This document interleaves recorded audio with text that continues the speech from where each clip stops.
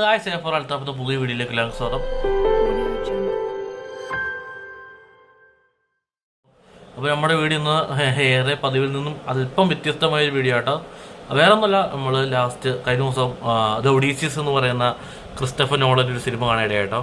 അപ്പോൾ ക്രിസ്റ്റഫർ നോളനെ പറ്റി പറയുമ്പോൾ തന്നെ നിങ്ങൾക്കറിയാം, ഒരു യഥാർത്ഥ സംഭവം എത്രത്തോളം മികച്ചതായി ആളുകളിലേക്ക് എത്തിക്കാം എന്നൊരു ഉദാഹരണമാണ് ക്രിസ്റ്റഫർ നോളൻ. അദ്ദേഹത്തെ സിനിമകളെ പറ്റി പറയുമ്പോൾ തന്നെ നിങ്ങൾക്ക് അറിയാലോ, അദ്ദേഹം എത്ര ഇമ്പാക്റ്റോടു കൂടിയാണ് അദ്ദേഹം ഒരു സിനിമയെ സമീപിക്കണം എന്നുള്ളത്.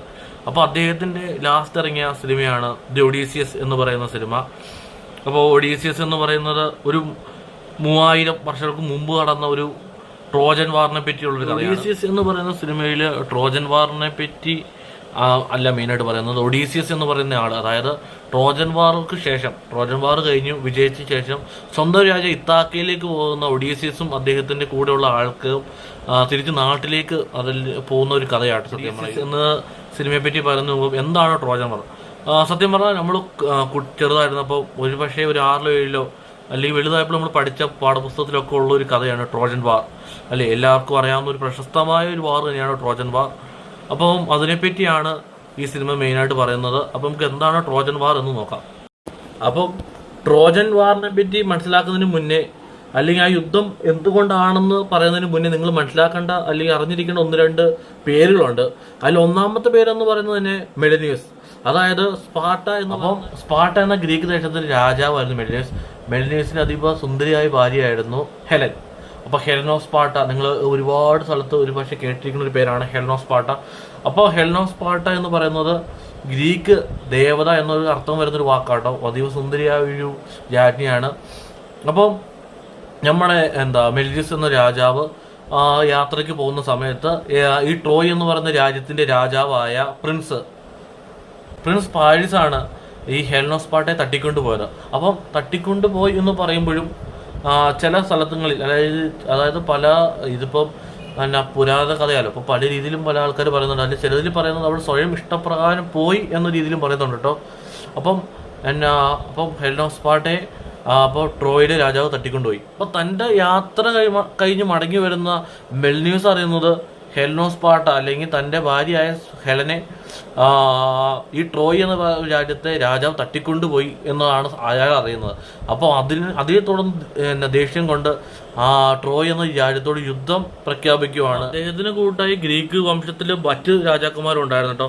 അതിൽ വളരെ ബുദ്ധിപരവും അല്ലെങ്കിൽ വളരെ ഒരു കണ്ണിങ് ആയിട്ടുള്ള ഒരു രാജാവായിരുന്നു ഒഡീസിയസ്. ഗ്രീക്കുകാർ ഇവരെ സംബന്ധിച്ചുള്ള ഏറ്റവും ഇവർ പേടിച്ചിരുന്ന കാര്യം, അല്ലെങ്കിൽ ഇവർക്ക് ഏറ്റവും വെല്ലുവിളിയായിരുന്ന കാര്യം സത്യം പറഞ്ഞു കഴിഞ്ഞാൽ ട്രോയ് വംശത്തിന്റെ പ്രശസ്തവും ആരായാലും തകർക്കപ്പെടാൻ പറ്റാത്ത അവരുടെ മതിലുകൾ തന്നെയായിരുന്നു കേട്ടോ. അവരുടെ വൻമതിലുകൾ ആരായാലും തകർക്കപ്പെടാൻ പറ്റാത്ത അത്രയും ശക്തകരമായ മതിലുകളായിരുന്നു അവരുടെ കോട്ടകൾക്ക് ചുറ്റും കെട്ടിയിരുന്നത്. അപ്പോൾ അത്ര എളുപ്പമല്ലായിരുന്നു ഗ്രീക്ക് വംശത്തിന് ട്രോയ് വംശത്തിന്റെ അത്ര ശക്തവും പ്രയാസമായ കോട്ട, അതായത് ആ കവാടം അവർക്ക് കടക്കാൻ കഴിഞ്ഞില്ല. ട്രോയ് വംശത്തിന്റെ കോട്ട അത്രയും ശക്തമാണ്. 10 വർഷം എടുത്തിട്ടും അവർക്ക് ആ യുദ്ധം വിജയിക്കാനും പറ്റിയില്ല, അവർക്ക് ആ കോട്ടവാതിൽ തകർക്കാനും പറ്റില്ല കേട്ടോ. അങ്ങനെ ഇരിക്കെയാണ് നമ്മുടെ ബുദ്ധിമാനായ ഒഡീസിയസ് അദ്ദേഹം ഒരു തന്ത്രം ഉപയോഗിക്കുന്നത്. തന്ത്രം എന്താണെന്ന് വെച്ചാൽ ഒരു മരക്കുതിര, അതായത് ട്രോജൻ ഹോഴ്സ് എന്ന് പറയുന്ന ഒരു മരക്കുതിരയെ അവരുണ്ടാക്കുകയും അതിനെ അവർ നിർമ്മിച്ച് അവർ ട്രോയ് അവരുടെ കവാടത്തിന് പുറത്തു വെച്ചു. എന്നിട്ട് ഇവർ യുദ്ധം അവസാനിപ്പിച്ച് പിന്മാറി എന്ന് അവരെ തോന്നിപ്പിക്കും. ഇത് അവർക്കുള്ള സമ്മാനമായി നൽകുക എന്നുള്ള രീതിയിൽ അവരെ തോന്നിപ്പിച്ചു. അപ്പോൾ സത്യം പറഞ്ഞാൽ ഈ ട്രോജൻ ഹോഴ്സിന് ഉള്ളിൽ 1000ഓളം വരുന്ന ഗ്രീക്ക് പടയാളികൾ ഒളിച്ചിരിക്കുകയാണ്. അപ്പോൾ ഇതറിയാതെ ട്രോയ് വംശക്കാരെന്ന് വിചാരിച്ചു ഇവര് യുദ്ധം പിന്മാറി, അതായത് ഞങ്ങളോട് യുദ്ധം ചെയ്ത് വിജയിക്കാൻ പറ്റില്ല എന്ന് അവർക്കറിയാം. അപ്പം പിന്മാറി എന്ന് വിശ്വസിച്ച് അവര് തങ്ങൾക്ക് നൽകിയ സമ്മാനമാണെന്ന് കരുതി അവരെന്താക്കി, അവരാ കുതിരയെ വലിച്ച് അവരെ രാജ്യത്തേക്ക് കൊണ്ടുപോയി. അപ്പോൾ ഒളിച്ചിരുന്ന ഗ്രീക്ക് പടയാളികൾ രാത്രി ആവുന്നവരെ അവരാണ് ആ നഗരത്തിലേക്ക് പുറത്തേക്ക് ഇറങ്ങിയില്ല. അപ്പം രാത്രി ആയപ്പോഴത്തേനും അവർ ആ കുതിരയുടെ രഹസ്യ അറയിൽ നിന്ന് പുറത്തേക്ക് വന്ന് ആ രാജ്യം മൊത്തം തകർക്കുകയാണ് ചെയ്യുന്നത്. അതാണ് ട്രോജൻ വാർ എന്ന്. പുറത്തിറങ്ങിയ ഗ്രീക്കുകാർ എന്ത് ചെയ്തു, ആ രാജ്യം മൊത്തം നശിപ്പിച്ചു. അങ്ങനെ ഇവർ ആ യുദ്ധം വിജയിച്ചു. കാരണം ഇവർക്ക് കോട്ടയുടെ പുറത്ത് ഇവരെ കാത്തു നിന്നത് ലക്ഷക്കണക്കിന് പടയാളികളാണ് ഗ്രീക്കുകാർ. അവരെല്ലാം ആ ഉള്ളിൽ കയറി ഈ ട്രോയ് എന്ന് പറയുന്ന രാജ്യം നശിപ്പിച്ച് കളഞ്ഞു. കാരണം ഒട്ടും പ്രതീക്ഷിക്കാത്ത വലിയൊരു യുദ്ധമായതുകൊണ്ട് തന്നെ മാത്രമല്ല അവരുടെ ആ കവാടം കടന്ന് ഗ്രീക്കുകാർ എത്തുകയും ചെയ്തു. പെട്ടെന്നുള്ള യുദ്ധമായതുകൊണ്ട് അവർക്കൊന്നും ചെയ്യാൻ പറ്റിയില്ല. അവരുടെ കയ്യിൽ നിന്ന് മൊത്തത്തിൽ പോയി. അങ്ങനെ ആ യുദ്ധം നമ്മുടെ ഗ്രീക്കുകാർ ജയിച്ചു. അപ്പോൾ ഈ ഇത് യുദ്ധം കഴിഞ്ഞ് പോകുന്ന ഒഡീസിസിനും തൻ്റെ കൂടെ ഉള്ളവർക്കും തിരിച്ചുള്ള യാത്ര, അതായത് തൻ്റെ രാജ്യമായ ഇത്താക്കയിലേക്ക് പോകുന്ന ഒഡീസിസിൻ്റെ കഥയാണ് നമ്മൾ ഇതിനകത്ത് കാണുന്നത്.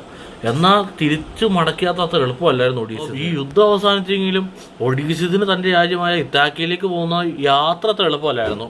അപ്പോൾ ആ ഈ യാത്രയെ പറ്റിയുള്ള ഈ യാത്രയിലെ 1-2 ഫാൻറ്റസിയൊക്കെ നിറഞ്ഞ കഥയാണ് ഒഡീസിസ് എന്ന് പറയുന്ന കഥയിൽ പറയുന്നത്.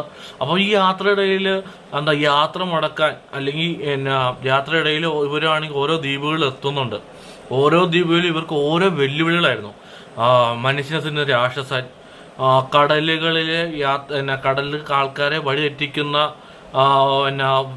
മറ്റേ വെള്ളത്തിലെ ദേവത, പിന്നെ മനുഷ്യനെ പന്നിയായിട്ട് മാറ്റുന്ന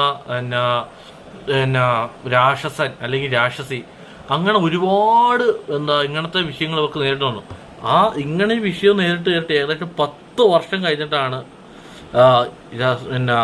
ഒഡീസിസ് തൻ്റെ രാജ്യത്തേക്ക് എത്തുന്നതിന് മുന്നേ തന്നെ ഒരു ദേവത തന്നെ പ്രണയത്തിലാക്കുകയാണ്. അപ്പോൾ ഒഡീസിസിൻ്റെ ഒരു പ്രണയത്തിൽ ആക്കി അവിടെ കീഴ്പ്പെടുത്തി വെച്ചേക്കുവാണ്. അപ്പം അദ്ദേഹത്തിന് കുറച്ചാൾ അവിടെ ഉണ്ടായി. ഏകദേശം 10 വർഷത്തോളം എടുത്തു. അതായത് ദൂരയാത്ര, ഒരു സത്യം പറഞ്ഞാൽ മനുഷ്യൻ മടിപ്പിച്ച് കളയുന്ന രീതിയിലുള്ള യാത്രയായിരുന്നു അദ്ദേഹത്തിന്. കൂടെ ഉള്ളവരൊക്കെ ഓരോരുത്തരെയും മരിച്ചു വീണു. ഓരോ സ്ഥലത്തും ഇപ്പോൾ രാക്ഷസം പിടിക്കുകയും അല്ലെങ്കിൽ ഇങ്ങനെ ഓരോ ഭാഗത്തും ഓരോരുത്തരും മരിച്ചു വീണ് അദ്ദേഹം ലാസ്റ്റ് ചെയ്ത ഒറ്റയ്ക്കായി. അങ്ങനെ ഇത്താക്കയിൽ സത്യം പറഞ്ഞാൽ അദ്ദേഹത്തിന് ഭാര്യയുണ്ട്. ഒഡീസിസിൻ്റെ ഭാര്യയുടെ പേര് പെനലോപ്പി എന്നും തൻ്റെ മകൻ്റെ പേര് ടെലമക്കസ് എന്നും ആട്ടോ. അപ്പം ഇതുവരെ കാണാത്ത അച്ഛനെ തേടി മകൻ യാത്ര ചെയ്യുന്നുണ്ട്. അപ്പോൾ തൻ്റെ നാട്ടിലേക്ക് ഒഡീസിസ് യാത്ര ചെയ്യുന്നുണ്ട്. പക്ഷെ ഇവർക്ക് പരസ്പരം കണ്ടുമുട്ടാൻ പറ്റുന്നില്ല. അപ്പോൾ ഇതേ സമയത്ത് ഈ ഒഡീസിസ് മരിച്ചു എന്ന് പറഞ്ഞ് ആ രാജ്യം കയ്യിലാക്കാൻ വരുന്ന കുറേ പേരുണ്ട്. അപ്പം ഈ ഒഡീസിസ് തിരിച്ച് നാട്ടിലെത്തി കഴിഞ്ഞിട്ട് കുറച്ച് നാളത്തോളം താനാണ് രാജാവെന്ന് പറയാതെ അതിലൂടെ നടക്കുന്നുണ്ട്. പക്ഷെ തന്നെ തിരിച്ചറിഞ്ഞത് അവിടെ പുള്ളിയുടെ പഴയ നായ കേട്ടോ. ഭയങ്കര ഇമോഷണലുള്ള സീനാണത്. കാരണം വർഷങ്ങൾ അത്രയും കഴിഞ്ഞിട്ടും താൻ പണ്ട് എപ്പോഴും എടുത്ത് വളർത്തിയ ഒരു നായ, അതായത് മരിക്കാറായി ചാവാൻ കിടക്കുന്ന ഒരു നായ അദ്ദേഹം തിരിച്ചറിയുകയാണ് ചെയ്യുന്നത്.